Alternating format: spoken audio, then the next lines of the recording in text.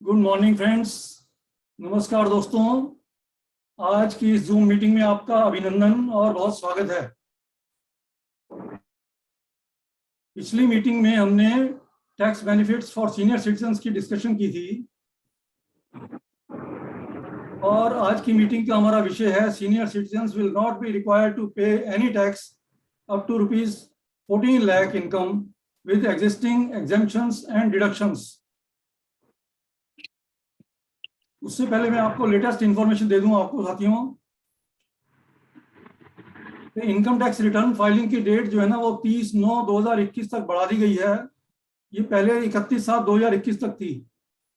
इसी तरह से फॉर्म 16A जो पेंशनर्स के लिए को इश्यू होता है, इसकी डेट भी एक्सटेंड कर दी गई है 31/7/2021 तक। आज हमारी डेट 18 तारीख हो गई है, तो ये 31/7/21 तक जो है ना 16A आपको मिल सकता है।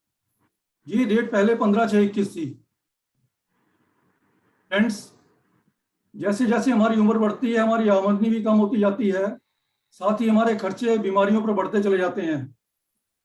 हमारी भारत सरकार ने इस बात को समझा है और इसीलिए वरिष्ठ नागरिकों को आयकर में छूट और रियायतें दी गई हैं।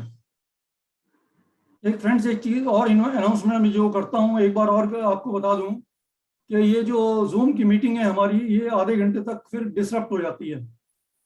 तो इसमें आपको डरना नहीं है, आपको दोबारा से उसी आईडी से उसी पास कोड से दोबारा ज्वाइन कर लेना है। अब हम जानना चाहते हैं कि भारत में वरिष्ठ नागरिक किसे माना जाता है, सीनियर सिटीजन किसे माना जाता है। आईटी कानून के अनुसार एक वरिष्ठ नागरिक सीनियर सिटीजन वो कहलाएगा जो पिछले फाइनेंशियल ईयर के लास्ट डेट पर 60 से 80 वर्ष के आयु वर्ष के बीच का निवासी है, जिसकी एज 80 और 79, 80 अगर कंप्लीट हो गई होगी तो वो सुपर सीनियर सिटीजन बन जाएगा। तो अगर 60 और 79 के तक है तो वो सीनियर सिटीजन कहलाएगा। हमारे इंडिया में एक सुपर वरिष्ठ नागरिक यानी सुपर सीनियर सिटीजन के रूप में किसे माना जाता है। सुपर सीनियर सिटीजन वो व्यक्ति होता है जो पिछले फाइनेंशियल ईयर के अंतिम दिन तक, यानी कि अंतिम दिन यानी 31 मार्च 2021 तक 80 वर्ष की आयु कंप्लीट कर चुका है, वो उसे हम senior citizen, super senior citizen बोलेंगे। ये डिफरेंशिएट मैं इसलिए कह रहा हूं आपको क्योंकि इनकम टैक्स कंप्यूटेशन में दोनों का अलग अलग इशू है। अब सवाल ये उठता है कि जो सीनियर सिटीजन हैं उनको विशेष आयकर लाभ क्यों मिलना चाहिए।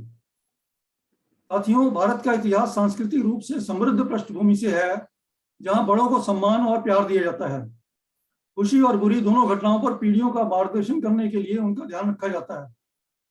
संस्कृति और नैतिक मूल्यों को रखने के लिए काम कर रही हमारी भारत सरकार सीनियर सिटीजन्स के लिए स्पेशल इनकम टैक्स बेनिफिट प्रदान करती है। पर्पस क्या है? पर्पस है उनका जीवन के इस चरण में उन्हें तनाव से मुक्त करना है।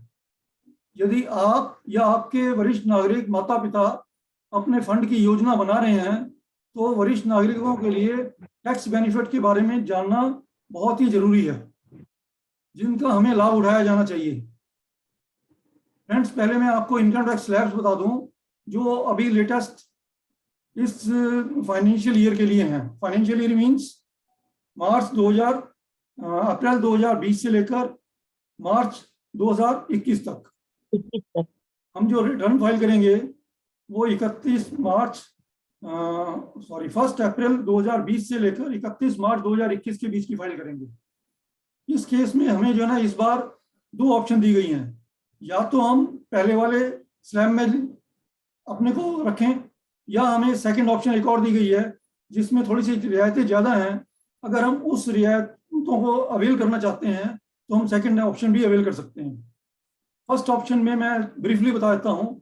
3 लाख तक कोई टैक्स नहीं है, 3 लाख से 5 लाख तक 5% टैक्स है, 5 लाख से 10 लाख तक 20% टैक्स है और अबव 10 लाख 30% टैक्स है।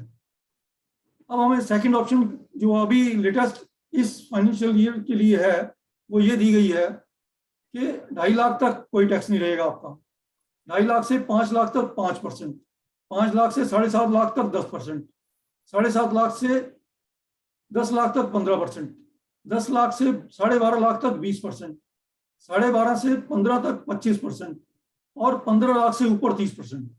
तो फ्रेंड्स आपने देखा होगा पहले वाले में 10 लाख से ऊपर का 30% था और अब वाली ऑप्शन में 15 लाख से ऊपर वालों को 30% है। यानी कि जो नया वाला ऑप्शन है वो बेनिफिशियल अपीयर हो रहा है, प्रतीत हो रहा है। एक्चुअली क्या है वास्तव में वो बेटर है या नहीं है, इस बात पे हम आगे डिस्कस करेंगे। वरिष्ठ नागरिकों के लिए विशेष आयकर लाभ, यहाँ हम जो है ना कुछ कटौतियों और लाभ मेंशन कर रहे हैं जो सीनियर सिटीजन्स के लिए फाइनेंशियल लायबिलिटीज को कम कर सकते हैं। सबसे पहले आता है बेसिक एग्जम्पशन लिमिट। भारत में प्रत्येक व्यक्ति को कर का भुगतान करने के लिए आय वर्ग के अंतर्गत आता है को कुछ हमें प्रारंभिक छूट की अनुमति है, यानी कि बेसिक एग्जम्पशन लिमिट हमें अलाउ की गई है। अब हम देखते हैं कि ये बेसिक एग्जम्पशन लिमिट क्या है। ये नॉर्मल टैक्स स्लैब में क्या है, यानी जो सीनियर सिटीजन नहीं है उनके लिए 2.5 लाख तक कोई टैक्स नहीं है, 2.5 लाख से 5 लाख तक 5% है, 5 से 10 लाख तक 20% है, 10 लाख से 30 लाख तक 10 लाख से ऊपर 30% है। तो ये जो है ना अदर देन सीनियर सिटीजन है। अब सीनियर सिटीजन के लिए क्या है कि 3 लाख तक की बेसिक एग्जम्पशन लिमिट है। उसमें नॉर्मल भी क्या था, 2.5 लाख तक की थी। सीनियर सिटीजन के लिए अगले 3 से 5 लाख तक की स्लैब के लिए 5% टैक्स देना होगा। और जो सुपर सीनियर सिटीजन हैं उनकी जो इनकम है और उनकी एज को ध्यान में रखते हुए उनको ज़्यादा बेनिफिट दिया गया है। उनके लिए ये छूट एक फाइनेंशियल ईयर में 5 लाख तक की है, यानी कि जो नॉर्मल है मतलब 60 और 80 के बीच के हैं उनको 5 लाख तक जो है ना 5% टैक्स पे करना पड़ेगा, लेकिन जो सुपर सीनियर सिटीजन है उनको 5 लाख तक भी कोई टैक्स पे नहीं करना है। इसके बाद एक और डिडक्शन है फॉर हेल्थ इंश्योरेंस, वो सेक्शन अंडर 80D में आती है। सीनियर सिटीजन को 50,000 रुपए तक का हेल्थ इंश्योरेंस प्रीमियम के भुगतान पर बेनिफिट दिया गया है। आगे 1 लाख तक भी क्लेम किया जा सकता है यदि हम सीनियर सिटीजन जो है ना अपने पेरेंट्स के लिए भी एक पॉलिसी ले लें।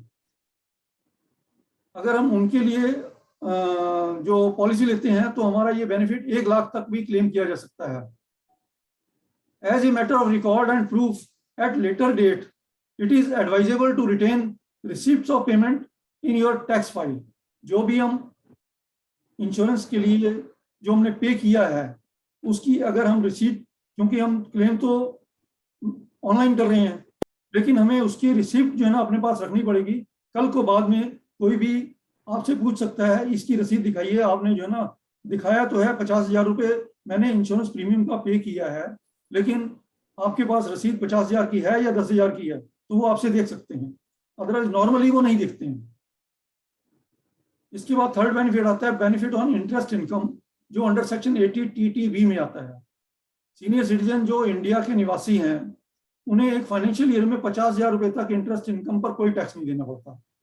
50,000 से अधिक ब्याज की जो राशि है उस पर सीनियर सिटीजन को स्लैब दर के अनुसार टैक्स लगेगा।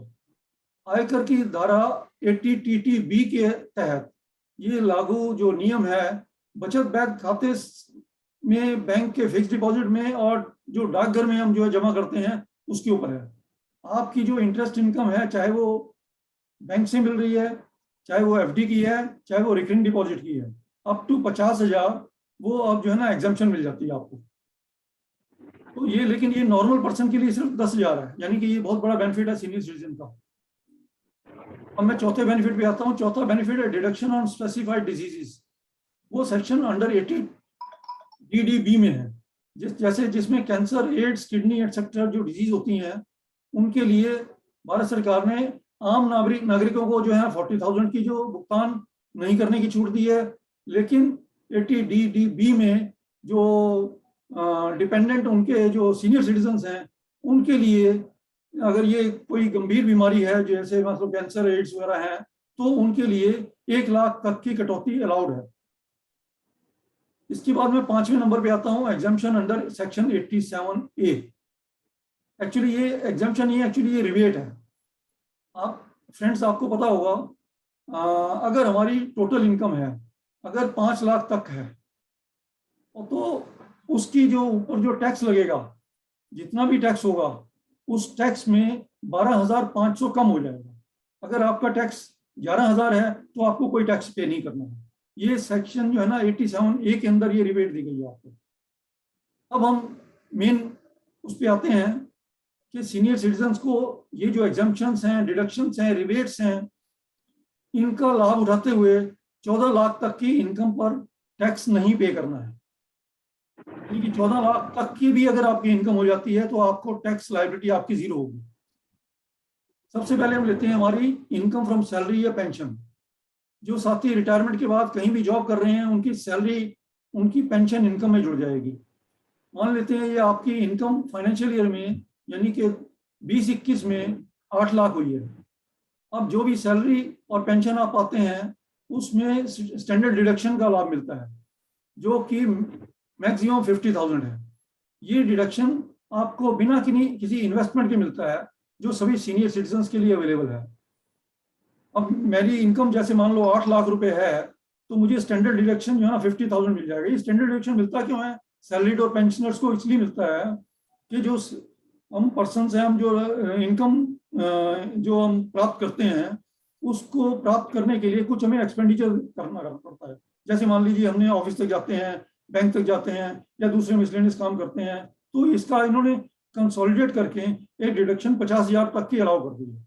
ये पहले बीच में डिडक्शन खत्म कर दी गई थी ये, लेकिन पिछले साल से ये फिर इंट्रोड्यूस कर दी गई है। जो डिडक्शन 50,000 रुपए की है ये आपके इनकम से सीधी ही कम हो जाएगी। यानी कि जैसे मैंने ये भी आपको बताया कि इनकम मैंने बताई है 8 लाख रुपए, तो मेरी इनकम में से 50,000 ये कम करके तो 7.5 लाख रुपए की मेरी इनकम मानी जाएगी। अब लेते हैं दूसरी इनकम। मेरी दूसरी इनकम है इनकम फ्रॉम हाउस प्रॉपर्टी। अब मेरे पास मान लीजिए 2 मकान है, एक मकान मैं किराए पे देता हूँ और एक मकान मैं खुद रहता हूँ, या फिर मान लीजिए मेरा बड़ा मकान है और उसका एक पार्ट जो है ना मैं किराए पे देता हूँ। तो जो मुझे किराए की जो इनकम होगी वो इनकम फ्रॉम हाउस प्रॉपर्टी मानी जाएगी। अब मान लीजिए ये जो इनकम है मेरी 5 लाख रुपए हुई है, प्राप्त हुई है लास्ट ईयर, मतलब 2020 और 21 में जो इनकम जो मेरी इसमें किराए से जो मतलब मुझे हाउस रेंट जो मिला है वो 5 लाख रुपए मिला है। अच्छा, इस इनकम में भी 30% की एक स्टैंडर्ड डिडक्शन मिलती है। क्यों? क्योंकि जैसे मान लीजिए आप ये कहते हैं कि मुझे किराए का पैसा मिला है, लेकिन इस किराए का जो पैसा मिला है मुझे उसमें मकान की मरम्मत करानी है, बिजली का बिल पे करना है और भी कुछ एक्सपेंडिचर करने पड़ जाते हैं। तो इसको ध्यान में रखते हुए सरकार ने 30% की स्टैंडर्ड डिडक्शन अलाउ की गई है। तो 5 लाख रुपए जो मेरी इनकम हुई थी, तो इसमें से 30% यानी 1.5 लाख रुपए कम कर दूंगा मैं, तो ये 3.5 लाख रुपए रह जाएगी। तो मेरी जो इनकम फ्रॉम हाउस प्रॉपर्टी होगी वो 3.5 लाख रुपए होगी।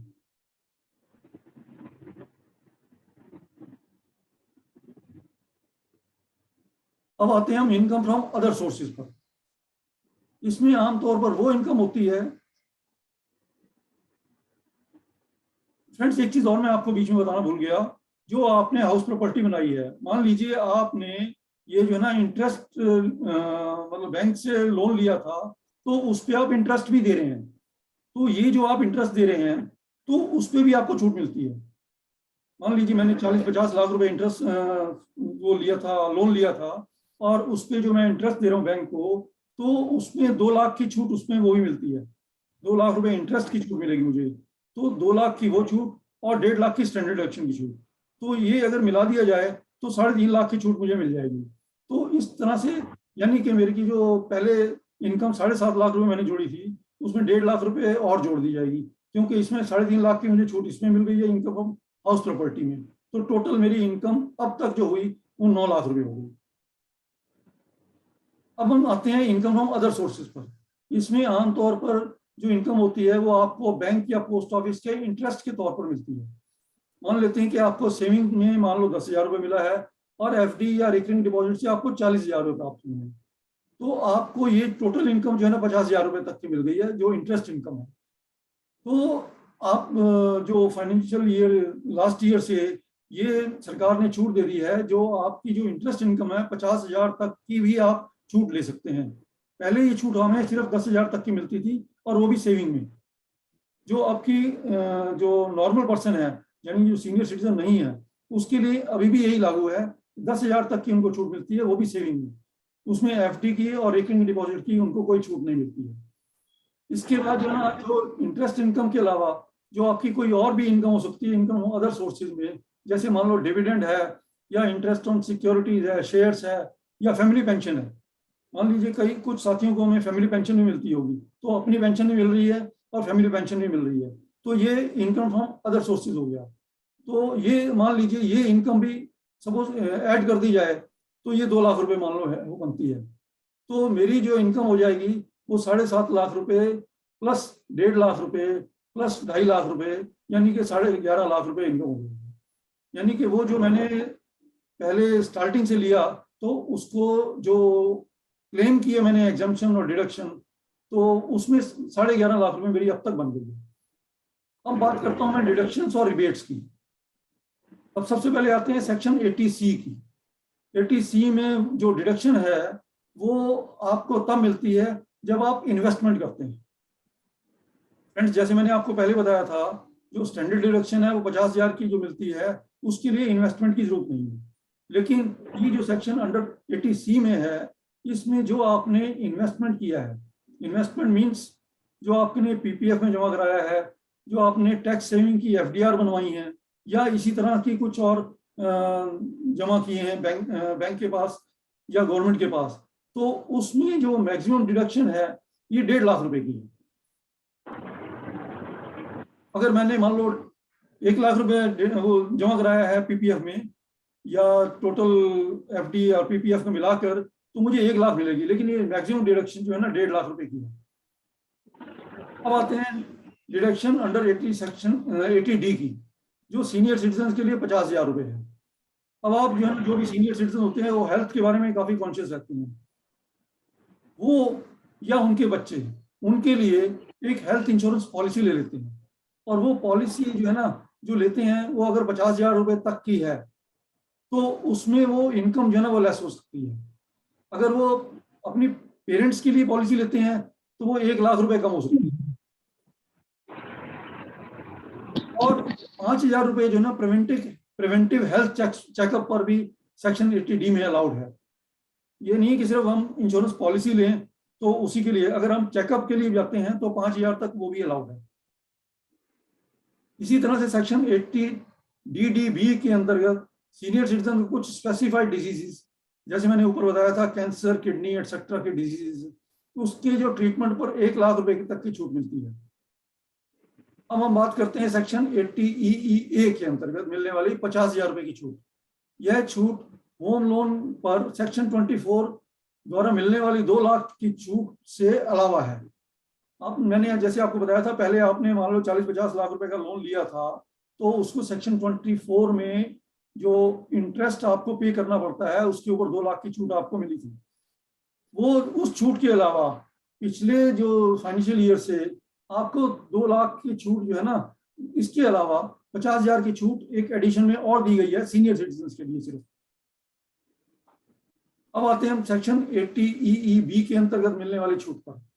धारा 80EEB के अंदर 1.5 लाख रुपए के ब्याज भुगतान की कटौती इलेक्ट्रिक वाहन उपयोग के लिए उपलब्ध है।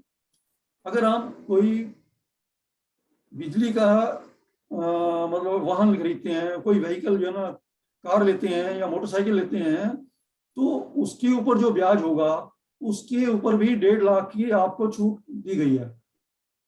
तो ये कटौती व्यक्तिगत उपयोग के लिए इलेक्ट्रिक वाहन रखने वाले व्यक्तियों को वाहन ऋण पर ही भुगतान किए जाने का दावा करने की सुविधा प्रदान करती है। एक एसोसिएशन के लिए नहीं, कंपनी के लिए नहीं, बिजनेस के लिए नहीं। यदि आप पर्सनली आप गाड़ी खरीदते हैं या कोई बाइक खरीदते हैं, तो मान लीजिए वो बाइक आपकी 20-30-40 लाख की आती है, तो उसके ऊपर जो आप इंटरेस्ट पे करते हैं तो उसके ऊपर भी आपको 1.5 लाख रुपए की छूट दे दी जाती है। तो फ्रेंड्स, क्या आप जानते हैं कि आपको सोशल चैरिटेबल ऑर्गेनाइजेशन या गवर्नमेंट को भी डोनेशन जो देते हैं उसमें भी इनकम टैक्स द्वारा सेक्शन 80G के अंतर्गत छूट मिलती है। यदि आप ये donation PM donation national relief fund को या पीएम केयर फंड में आपको देते हैं तो आपको ये छूट 100% मिलती है। लेकिन अगर आप किसी सोशल चैरिटेबल या ऑर्गेनाइजेशन को देते हैं तो इस डोनेशन की जो छूट है वो 50% है। मान लीजिए आपने अपनी 14 लाख रुपए की छूट में से 1 लाख रुपए पीएम केयर्स फंड में डोनेट किया है, तो आपको पूरे 1 लाख की ये छूट मिल जाएगी। तो इस प्रकार जैसे मैंने जो आपको कैलकुलेट कर ली, तो टोटल मेरी जो कुल जो छूट हुई, डिडक्शन हुई, वो 6.5 लाख की हुई, 6.5 लाख की। और आपको टैक्स देना है 11.5 माइनस 6.5 पर, यानी कि 5 लाख पर। मैंने जैसे आपको कैलकुलेट करके पहले बताया था कि मेरी इनकम 11.5 लाख रुपए हुई, कुछ स्पेसिफाइड डिडक्शन क्लेम करने के बाद। फिर ये जो छूट मैंने ली वो 6.5 लाख की ली, तो अब डिफरेंस हुआ सिर्फ 5 लाख का। तो 5 लाख पर मुझे ये टैक्स पे करना पड़ेगा। अब 5 लाख में भी जो स्लैब्स मैंने बताए थे, उसमें 3 लाख तक कोई टैक्स नहीं पे करना है, 3 से 5 लाख तक 5% टैक्स पे करना है। यानी कि 5 लाख तक की जो इनकम थी, उसमें 2 लाख के ऊपर 5% अगर मैं कैलकुलेट करता हूँ तो ये सिर्फ 10,000 बनेगा। और अगर इसमें 4% सेस और मिला लेता हूँ तो ये 10,400 रुपये मिलेगा। अब सेक्शन 87 की रिबेट की अगर साथ में बात कर लें, जैसे मैंने आपको बताया था कि अगर हमारी इनकम 5 लाख तक की होती है, सारी डिडक्शंस एग्जेम्पशंस क्लेम करने के बाद अगर वो 5 लाख तक निकल आती है, तो उसमें हमें सेक्शन 87 की रिबेट मिल जाएगी। सेक्शन 87 की रिबेट जो है ना, जो मैक्सिमम 12,500 रुपये है। इस समय मेरी जो इनकम बनी वो 10,400 बनी, यानी कि ये जो 10,400 है ये भी मुझे पे नहीं करना पड़ेगा।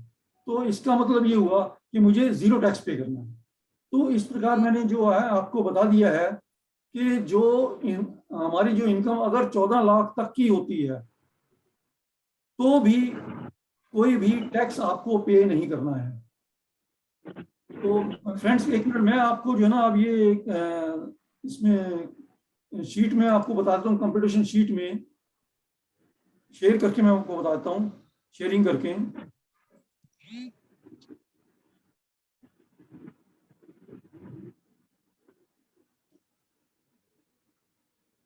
तो ये मेरी कंप्यूटेशन शीट आप देख पा रहे हैं?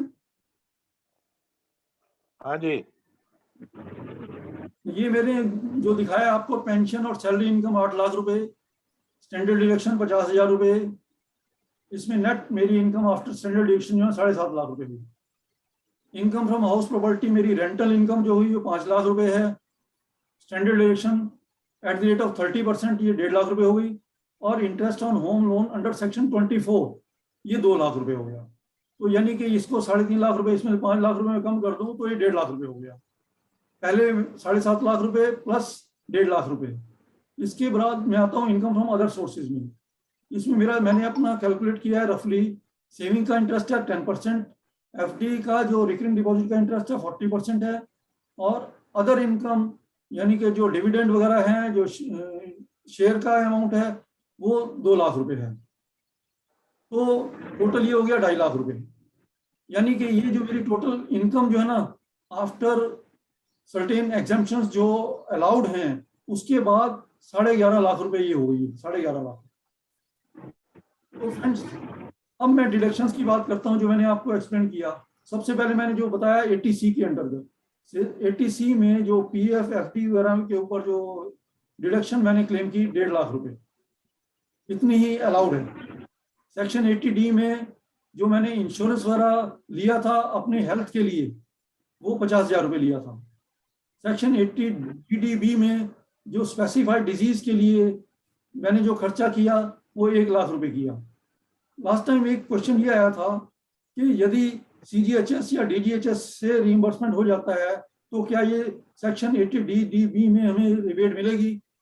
तो फ्रेंड्स, जितना वो खर्चा वहां से मिल जाता है उस पर ये रिबेट नहीं मिलेगी हमें, उस पर ये डिडक्शन नहीं मिलेगी। लेकिन उसके ऊपर का है, मान लीजिए खर्चा वो 2 लाख रुपए हो गया है, तो 1 लाख रुपए तो हमें सरकार ने दे दिया, और जो 1 लाख रुपए मैंने खर्च किया तो उसमें सेक्शन 80DB में स्पेसिफाइड डिजीज के अंदर मेरे को 1 लाख रुपए की छूट मिल जाएगी। सेक्शन 80EA के अंदर मेरे को एडिशनल हाउसिंग लोन इंटरेस्ट पर 50,000 रुपए की छूट मिलेगी, जो अभी लास्ट ईयर से इंट्रोड्यूस की गई है।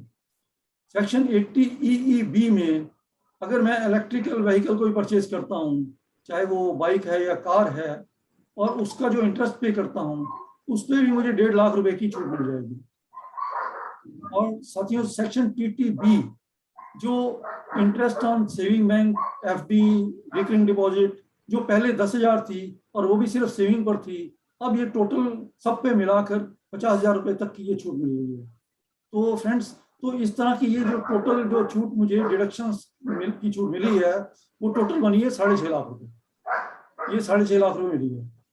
तो 11.5 लाख रुपए तो मेरी इनकम थी और 6.5 लाख की मुझे छूट और मिल गई है।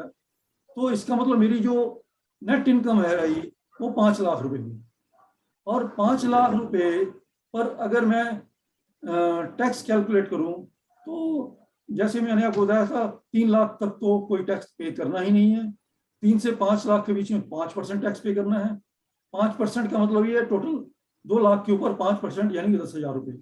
और इसमें अगर हेल्थ और एजुकेशन सेस में जोड़ देता हूँ तो ये 4% है। तो ये और जोड़ने के बाद मेरी टोटल जो टैक्स जो बनता है वो 10,400 बनता है। फ्रेंड्स, अभी ये जो टोटल 10,400 है ये भी पे नहीं करना है, क्योंकि अभी मैंने रिबेट जो अंडर सेक्शन 87A में जो इंट्रोड्यूस की गई है उसका अभी मैंने अकाउंट फॉर नहीं किया है। तो वो रिबेट अप टू 5 लाख तक की जिसकी इनकम निकलती है, जैसे मैंने अभी आपको कैलकुलेट करके बताया था कि नेट इनकम ये 5 लाख तक की हो जाएगी। 14 लाख की मेरी टोटल इनकम होने के बावजूद भी ये सिर्फ नेट इनकम 5 लाख तक की हो जाएगी, क्योंकि मैंने जो एग्जाम्पशंस और डिडक्शंस क्लेम की है उसके बाद सिर्फ 5 लाख तक की हो जाएगी। तो 5 लाख तक की है तो मुझे सेक्शन डिबेट अंडर 87A में जो मैक्सिमम 12,500 है ये मिल जाएगी। यानी कि मुझे 10,400 जो मेरा कैलकुलेट बनता था ये भी मुझे नहीं पे करना है और टैक्स पेबल मेरा 0 हो जाएगा। तो फ्रेंड्स, इस तरह से जो है ना मैंने आपको ये सब कैलकुलेट करके बता दिया है। चंदा साहब। जी सर। Can I speak? बोल सकता हूँ मैं? Yes sir, most welcome sir.